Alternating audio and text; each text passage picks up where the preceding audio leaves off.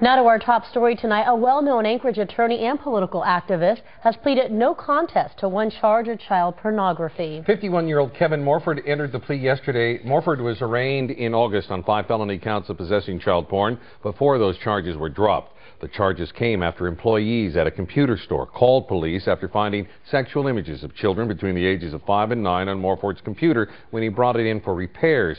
Until his arrest, Morford had been active in the Alaska Center for Public Policy and the Green Party of Alaska. Kevin Morford is scheduled to be sentenced in mid-April to 4 years in prison with 2 suspended. Well, this most recent case of child porn possession is shedding light on the problem of all child sexual abuse here in Alaska. And it is a problem that is getting worse over the last few years, but law enforcement and children's advocacy groups are putting more people on the case. CBS 11's Andrea Augusti joins us live in the newsroom with more. Andrea? Dave and Laura, new statistics show the average child molester abuses more than 100 children in their lifetime. You heard right, that's more than 100 children, and most are younger than 6. Now law enforcement and child advocacy agencies are teaming up to try to catch child predators, but bringing them to justice can be easier said than done. Alaska's #1 for child sexual abuse: physical, cyber, and pornographic. It's a huge problem. Alaskan kids are perped upon at a much higher rate than other children in other places. In 2007 alone, more than 900 kids came through Alaska Care's doors, reported as sexual abuse victims. Experts say parents need to notice the signs.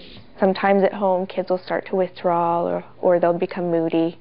If they suddenly have a fear of one person or a place that's been familiar and safe to them in the past, that's a warning sign. Alerting authorities to the warning signs is just the beginning of putting the abuser away. We can identify child pornography and say, I see child pornography right there, or we have been told that child pornography is here. But that doesn't end our investigation. That begins it. Last year, the APD Special Victims Unit was assigned 460 child abuse cases.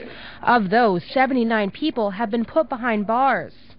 The rest of the cases have either been closed or can't be prosecuted. Unfortunately, sometimes it does come down to a child's word against the word of an adult. Sometimes we have to wait for kids to get older so that they can better explain to us what's going on. Though you can't always control it, the best way to stop abuse is by talking with your child. Kids need to really be educated about, no matter who it is, it's not okay for somebody to touch them in a way that they don't like, and there should never be secrets about their body with anybody, stranger or otherwise. Authorities hope aggressive police investigations teamed with better education and communication will help stop the people who would prey on Alaskan kids. The high rates of child sexual abuse prompted the Alaskan legislature to revamp the penalties abusers faced 2 years ago to make them a whole lot tougher. But the criminals can't be put away without your help. Call APD or Alaska Cares if you suspect someone of harming your child. You can find those links on our website at KTVA.com. Live in the newsroom, I'm Andrea Augusti, CBS 11 News.